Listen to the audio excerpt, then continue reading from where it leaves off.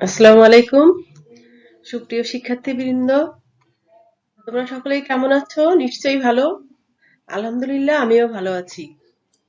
আজকের অনলাইন ক্লাসে তোমাদের সকলকে স্বাগত জানাচ্ছি। আমি মাকসুদা বেগম, প্রভাষক মনোবিজ্ঞান, সাঘাটা পাইলট বালিকা উচ্চ বিদ্যালয় কলেজ, সাঘাটা গাইবান্ধা। সুপ্রিয় শিক্ষার্থীরা, যারা তোমরা একাদশ শ্রেণীতে এবারে ভর্তি হয়েছো, তাদের জন্য পর্যায়ক্রমে প্রথম অধ্যায় থেকে ক্লাস নিয়ে আসছি। এর মধ্যে প্রথম অধ্যায় আমাদের শেষ হয়ে গেছে, দ্বিতীয় অধ্যায়ও মোটামুটি শেষের দিকে। আমরা আজকে একাদশ শ্রেণী দ্বিতীয় অধ্যায় থেকে আচরণ ও আচরণের বিকাশ অধ্যায়ের ইপটিজিং সম্পর্কে আমরা জানব। তাহলে শিক্ষার্থীরা, আমরা আজকের ক্লাস শুরু করি। আজকের পাঠে আমরা যা জানবো তা হলো ইপটিজিং কি তা বলতে পারবো, ইপটিজিং এর কারণ ব্যাখ্যা করতে পারবো, ইপটিজিং প্রতিরোধের উপায় বর্ণনা করতে পারবো। আমরা প্রথমে জেনে নেই ইপটিজিং কি। ইপটিজিং একটি সামাজিক ব্যাধি। বর্তমানে ইপটিজিং আমাদের সমাজে ভয়াবহ ক্যান্সারের মতো রূপ ধারণ করেছে। আর এটি ইতিমধ্যেই সন্ত্রাসী এবং অপরাধমূলক কাজ হিসেবে চিহ্নিত হয়েছে। আর এটিকে সামাজিক অপরাধ এবং সামাজিক ব্যাধিও বলা যেতে পারে। আর ইপটিজিং কথাটি যৌন হয়রানির একটি অমার্জিত ভাষা। আর এটি পবিত্র কুরআন ও বাইবেলে বর্ণিত প্রথম নারী হাওয়া ও ঈদকে নির্দেশ করে। আমাদের উপমহাদেশে প্রচলিত ইপটিজিং শব্দটির বাংলা প্রতিশব্দ হচ্ছে নারীকে উত্ত্যক্ত করা। তাহলে ইপটিজিংকে কি বলা যায়? এক ধরনের নারী নির্যাতন। কারা ইপটিজিং এর শিকার হয়? স্কুল কলেজগামী ছাত্রী, শিক্ষক, কর্মজীবী নারী সহ প্রতিটি নারী তার চলাচলের পথে প্রায়ই কোনো না কোনো ভাবে ইপটিজিং এর শিকার হতে পারে। আমরা অনেকেই পত্রিকা, টেলিভিশনে, খবরে আমরা দেখতে পাই। আর আমরা নিজেরাও অনেক সময় দেখে থাকি, আমাদের আশেপাশে অনেককেই এই নির্যাতনের শিকার হতে দেখে থাকি। বিশেষ করে মোবাইল ফোন, ইন্টারনেট তথা প্রযুক্তি নির্ভর অপকৌশলে বাচনিক, অবাচনিক কিংবা শারীরিক উপায়ে বখাটেরা ইপটিজিং করে থাকে। যেমন ধরো, রাস্তায় কোনো একটা মেয়ে হেঁটে যাচ্ছে, সেখানে কয়েকজন ছেলে দাঁড়িয়ে আছে। সেই মেয়েটিকে দেখে কি করলো? শিস বাজালো, কিংবা অশ্লীল কোনো গান গাইতে শুরু করলো, কিংবা অশালীন কোনো মন্তব্য ছুড়ে দিল ওই মেয়েটির দিকে। এগুলোকে আমরা কি বলতে পারি? ইপটিজিং। এছাড়াও মোবাইলে বিরক্তিকর মেসেজ প্রদান করা, অমার্জিত ভাষায় মেসেজ প্রদান করা, কিংবা মিস কল দেওয়া, কিংবা বারবার ফোন করে বিরক্ত করা, এগুলো ইপটিজিং এর পর্যায়ে পড়ে। মহামান্য হাইকোর্ট প্রদত্ত নীতিমালার 4 ধারায় যৌন হয়রানির সম্পর্কে বলা হয়েছে। আমরা এখন সেগুলো সম্পর্কে জানব। অনাকাঙ্ক্ষিত যৌন আবেদনমূলক আচরণ, যেমন শারীরিক স্পর্শ বা এ ধরনের চেষ্টা।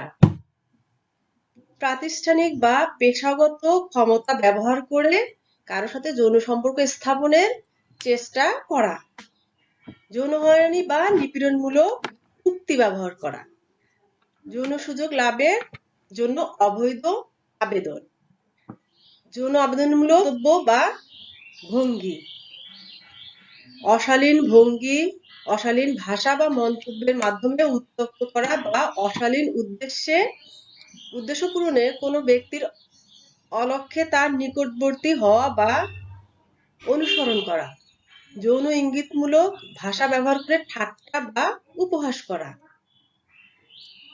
চিঠি, টেলিফোন, মোবাইল, এসএমএস, ছবি, notice, cartoon, bench, chair table, notice board, office, factory, শ্রেণীকক্ষে, বাথরুমের দেয়ালে যৌন ইঙ্গিতমূলক অপমানজনক কিছু লেখা।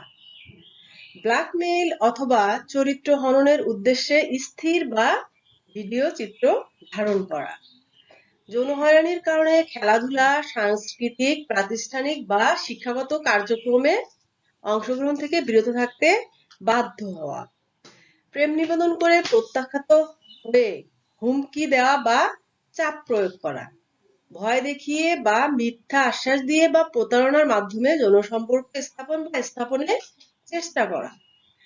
প্রিয় শিক্ষার্থীরা, এগুলো ছিল মহামান্য হাইকোর্ট প্রদত্ত নীতিমালার ৪ ধারায় যৌন হয়রানি সম্পর্কে যা বলা হয়েছে সেগুলি। এখানে আমরা কতগুলো ছবি দেখতে পাচ্ছি। ছবিগুলোতে কি দেখা যাচ্ছে যে একটি প্রথম ছবিতে একটি মেয়ে অফিসে কাজ করছিল। সেখানে হয়তো তার বস কিংবা সহকর্মী তাকে একটি কাজ দেখিয়ে দিচ্ছে কিংবা বুঝিয়ে দিচ্ছে। সেখানে সেই ছেলেটি কি করছে, তাকে স্পর্শ না করলেও পারতো, কিন্তু স্পর্শ করেছে। এই যে স্পর্শ করা, এটি এক ধরনের যৌন হয়রানি। আর আরেকটি পরের ছবিতে আমরা কি দেখতে পাচ্ছি যে একটি মেয়ে স্কুলে যাচ্ছে আর পাশে মোটরসাইকেলে কয়েকজন ছেলে যাচ্ছে এবং তার দিকে তাকাচ্ছে, অন্যরকম ভঙ্গিতে তাকাচ্ছে। এটিও যৌন হয়রানির একটা অংশ। পরবর্তী ছবিগুলোতে আমরা এরকম দেখতে পাচ্ছি যে ছেলেগুলো অশালীন দৃষ্টিতে মেয়েগুলোর দিকে তাকাচ্ছে। এই যে নারীরা প্রতিনিয়ত অফিস, আদালত, পথে ঘাটে নানাভাবে ইভটিজিং এর শিকার হয়ে আসছে।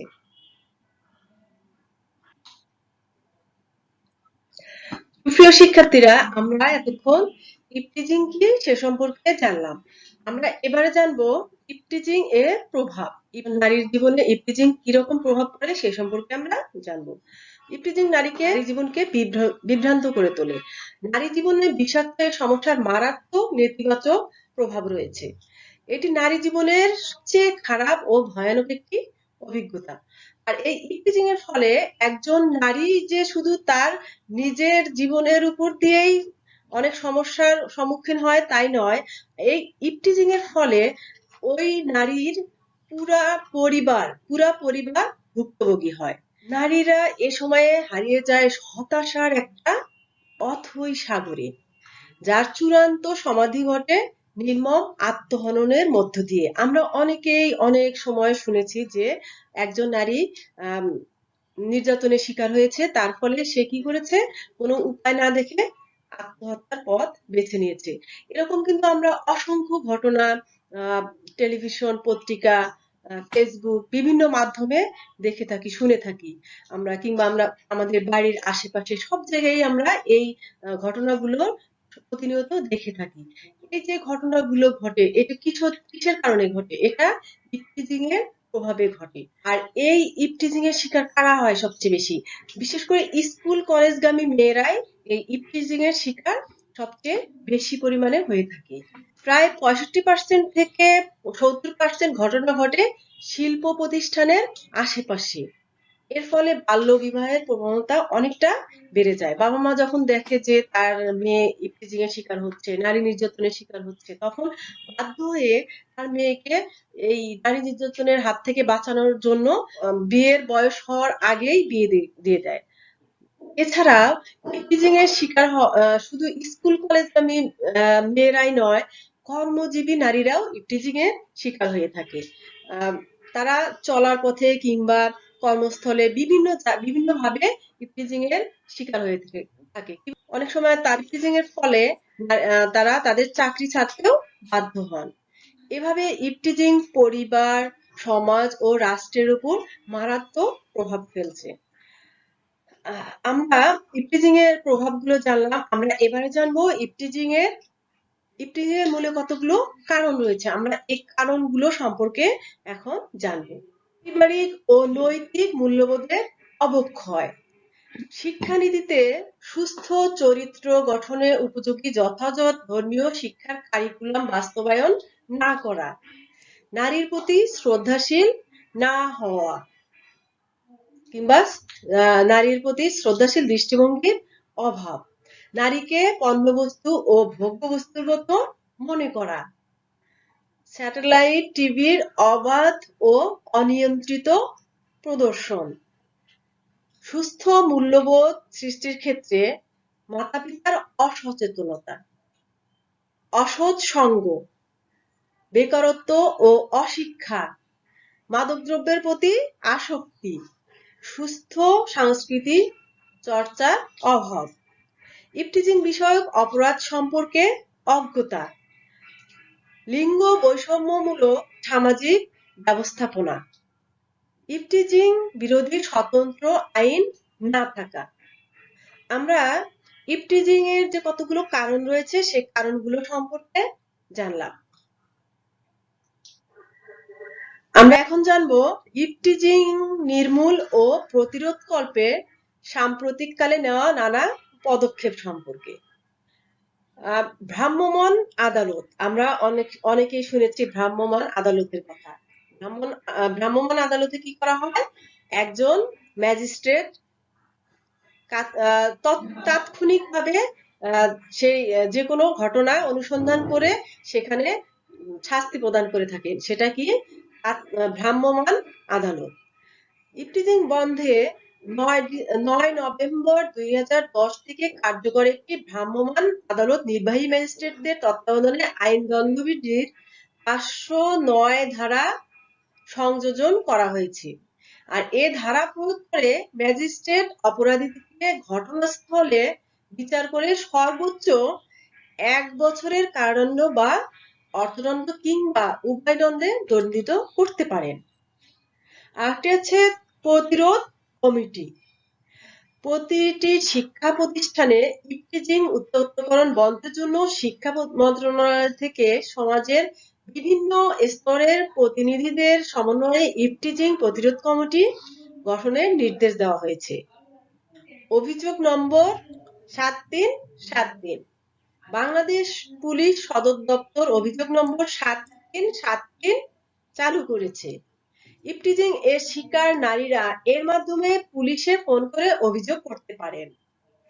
মোবাইল হেল্পলাইন, সমাজসেবামূলক প্রতিষ্ঠান দি হাঙ্গার প্রজেক্ট ও উইন্ডমিল ইনফোটেক লিমিটেড যৌথভাবে মোবাইল হেল্পলাইন চালু করেছে। কোনো নারী যদি ইভটিজিং এর শিকার হয় কিংবা ইভটিজিং এর শিকার হওয়ার কোনো আশঙ্কা থাকে, সে বুঝতে পারে যে সে ইভটিজিং এর শিকার হতে পারে, সেক্ষেত্রে সে যদি মোবাইল হেল্পলাইনে সরাসরি ফোন করে অভিযোগ করতে পারে তাহলে সে আইনি সহায়তা নিতে পারবে। আমরা এতক্ষণ ইভটিজিং প্রতিরোধকল্পে যে ব্যবস্থাগুলো নেওয়া হয়েছে সেগুলো সম্পর্কে জানলাম। আমরা এখন জানবো এর প্রতিরোধ ও প্রতিকার কিভাবে করা সম্ভব সে সম্পর্কে। ইভটিজিং এর সত্যিকারের উৎসমূল খুঁজে বের করে পারিবারিক, সামাজিক ও রাষ্ট্রীয় উদ্যোগ গ্রহণ করা জরুরি। পাশাপাশি আইন কাঠামোর সীমাবদ্ধতা দৃষ্টিকরণ ও সব পর্যায়ে সমন্বিত সুসংহত উদ্যোগ গ্রহণ করা প্রয়োজন। ইভটিজিং এর কারণে শঙ্কিত ও অনিরাপত্তার বিরাজালে বন্দী নারীর আত্মহনন প্রতিরোধকল্পে নিতে হবে আমাদের কার্যকরী পদক্ষেপ। পারিবারিক কিছু আইন রয়েছে, যেমন ইভটিজিং এর শিকার নারীর পরিবার উত্ত্যক্তকারী ছেলে ও তার পরিবারকে তাৎক্ষণিকভাবে ব্যাপারটি যেমন জানাবে, তেমনি স্থানীয় নেতৃবৃন্দ, জনপ্রতিনিধি, আইন প্রয়োগকারী সংস্থা ও শিক্ষা প্রতিষ্ঠান কর্তৃক বিষয়টি অবগত করতে হবে। বিষয়টি অবগত হওয়ার পর সংশ্লিষ্ট শিক্ষা প্রতিষ্ঠান সংশ্লিষ্ট সকলের স্ব স্ব ভূমিকা কার্যকরভাবে পালন করছে সে ব্যাপারে নিশ্চিত হতে হবে। প্রয়োজনে বিষয়টি গণমাধ্যমকেও জানাতে হবে। পাশাপাশি নির্যাতিত নারী যেন ক্ষোভে, দুঃখে, হতাশা, অপমানে জর্জরিত হয়ে আত্মহননের পথ বেছে না নেয় সেদিকেও আমাদের কি করতে হবে? দৃষ্টি রাখতে হবে এবং তাকে নৈতিক ও আবেগীয় সমর্থন দিতে হবে। অপরদিকে যে পরিবারের ছেলেটি ইভটিজিং করছে সেই পরিবারের বাবা মা অথবা অন্য অভিভাবকদের তাদের অপকর্মের দায় গ্রহণ করতে হবে এবং ছেলে কোথায় যাচ্ছে, কি করছে, কাদের সাথে মিশছে এবং সে কোথায় কাদের সাথে সময় কাটাচ্ছে, এগুলো আমাদের কি করতে হবে, সার্বক্ষণিক নজর দিতে হবে এবং জানাতে হবে যে এ ধরনের অপরাধের কি কি আইনগত শাস্তি হতে পারে, পরিবার কি ধরনের সামাজিক চাপ ও অপবাদের মধ্যে পড়বে, এগুলি ওই ছেলেটিকে জানাতে হবে। সামাজিক প্রতিরোধ। সামাজিক প্রতিরোধের জন্য এলাকার গণ্যমান্য ব্যক্তি, শিক্ষা প্রতিষ্ঠান কর্তৃপক্ষ, জনপ্রতিনিধি, সুশীল সমাজ, আইন প্রয়োগকারী সংস্থার সদস্য, যুব ও নারী সমাজ সহ সমাজের দায়িত্বশীল জনগণ এই এলাকা ভিত্তিক ইভটিজিং কমিটি গঠন করতে হবে। তাহলেই আমাদের সমাজ থেকে ইভটিজিং বন্ধের সম্ভাবনা বেড়ে যাবে। প্রশাসন ও আইন প্রয়োগকারী সংস্থার ভূমিকা। স্থানীয় প্রশাসন ও আইন প্রয়োগকারী সংস্থা এলাকার বখাটে ছেলেদের নিয়ন্ত্রণের ব্যবস্থা করবে। পুলিশ ও প্রশাসনকে এই অপশক্তির বিরুদ্ধে রুখে দাঁড়াতে হবে। সংবাদপত্র ও তথ্য মাধ্যমের ভূমিকা। ইভটিজিং এর খবরাখবর সংবাদপত্র ও টেলিভিশনের মাধ্যমে প্রচার করে জনগণকে উদ্বুদ্ধ করা যায়। তথ্য সকল প্রকার মাধ্যম ও সামাজিক অপরাধ নিয়ন্ত্রণে গুরুত্বপূর্ণ ভূমিকা পালন করতে পারে। সুপ্রিয় শিক্ষার্থীরা, আমরা ইভটিজিং সম্পর্কে জানলাম। ইভটিজিং এর কারণে শঙ্কিত অনিরাপত্তার বেড়াজালে বন্দী নারীর আত্মহনন এখন দেশের অন্যতম একটি সামাজিক সমস্যা।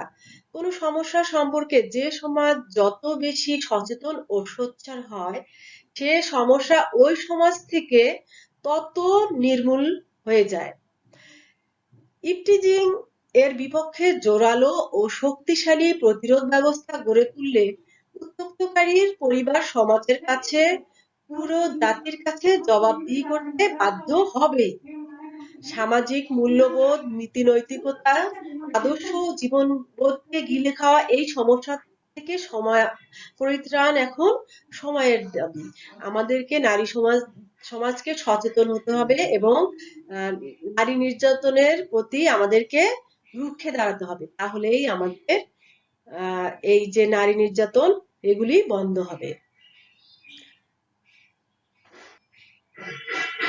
এই যে আমরা একটি ছবি দেখতে পাচ্ছি, ছবিতে কি দেখতে পাচ্ছি যে একজন নারী ইভটিজিং এর শিকার হয়েছে। সুপ্রিয় শিক্ষার্থীরা, আমরা আজকের পাঠে ইভটিজিং সম্পর্কে বিস্তারিত জানলাম। ইভটিজিং কি, ইভটিজিং এর কারণ কি, ইভটিজিং কিভাবে নির্মূল করা যায়। তোমাদের জন্য বাড়ির কাজ দেওয়া থাকবে যে ইভটিজিং প্রতিরোধ কল্পে কি ধরনের পদক্ষেপ নেওয়া উচিত বলে তুমি মনে করো, তোমরা বাসায় লিখবে। সুপ্রিয় শিক্ষার্থীরা, আমরা আমাদের আজকের পাঠে একেবারে শেষ পর্যায়ে চলে এসেছি। কোন ধরে মনোযোগ সহকারে তোমরা আজকের ক্লাস করলে এজন্য তোমাদেরকে অসংখ্য ধন্যবাদ। সামনে আবারও আরেকটি নতুন ক্লাস নিয়ে হাজির হব। সে পর্যন্ত সকলেই ভালো থাকো, সুস্থ থাকো। আল্লাহ হাফেজ।